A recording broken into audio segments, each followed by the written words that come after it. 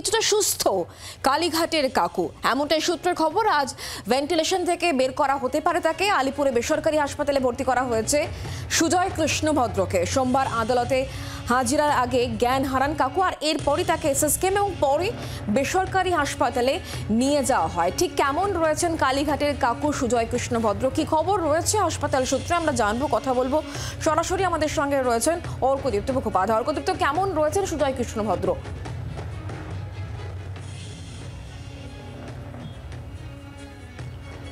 শুক্লা, দেখো, হাসপাতাল সূত্রে যে খবর পাওয়া যাচ্ছে যে তিনি কিছুটা স্থিতিশীল, তার যে চিকিৎসা চলছিল চিকিৎসায় তিনি কিছুটা সাড়া দিয়েছেন এবং আগের থেকে কিছুটা বেটার রয়েছেন এবং কথাবার্তা চলছে, সম্ভাবনা রয়েছে আজকেই তাকে ভেন্টিলেশন থেকে বার করা। যেমনটা তুমি বলছিলে, সোমবার দিন তিনি অসুস্থ হয়ে পড়েন এবং প্রথমে তাকে নিয়ে যাওয়া হয় এসএসকেএম হাসপাতালে এবং তারপরে কোর্টের অনুমতি সাপেক্ষে তাকে এই বেসরকারি হাসপাতালে, আলিপুর এই বেসরকারি হাসপাতালে নিয়ে আসা হয় এবং তাকে নিয়ে আসার পরেই কিন্তু তাকে ভেন্টিলেশনে রাখা হয়েছিল। সিসিইউতে তিনি চিকিৎসাধীন ছিলেন এবং তার জন্য একটি মাল্টিডিসিপ্লিনারি বোর্ড গঠন করা হয়েছিল এবং সেই বোর্ডের চিকিৎসকরাই তার চিকিৎসা করছেন এখনও এবং তাকে রীতিমতো অবজারভেশনে রেখেছেন এবং সেই চিকিৎসাতেই তিনি কিছুটা সাড়া দিয়েছেন বলে জানা যাচ্ছে। ফলে একটা সম্ভাবনা তৈরি হয়েছে আজকে তাকে ভেন্টিলেশন থেকে বের করা। যদি সেটা হয় সেক্ষেত্রে সেটা বলাই বাহুল্য যে তিনি আগের চেয়ে অনেকটাই সুস্থ হয়েছেন, সেটা কিন্তু পরিষ্কার হবে। তবে এখনো পর্যন্ত এই বিষয়টা নিয়ে কোনো নিশ্চয়তা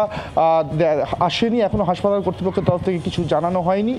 তবে অবশ্যই আমাদের নজর থাকবে। তবে আবারও বলছি, সূত্রের খবর তিনি সুস্থ হয়েছেন এবং ভেন্টিলেশন থেকে তাকে বের করার সম্ভাবনা আজকেই দেখা দিয়েছে। তার সুগার ফল করছিল, তার প্রেশারও ঠিক ছিল না, সে কারণে তিনি অসুস্থ হয়ে পড়েছিলেন এবং তিনি জ্ঞান হারিয়ে ফেলেন সোমবার দিন। তো সেক্ষেত্রে সুগার লেভেল, প্রেশার কেমন আছে? হাসপাতাল সূত্রে ঠিক কী খবর রয়েছে?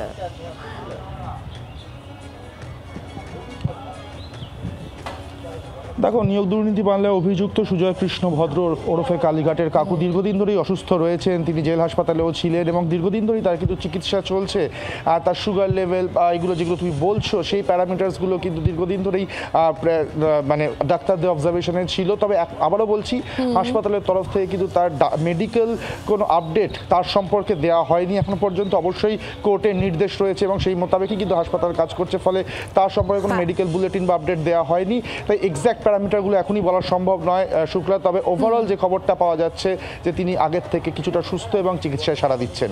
ধন্যবাদ অর্কদীপ্ত আমাদের সঙ্গে থাকার জন্য।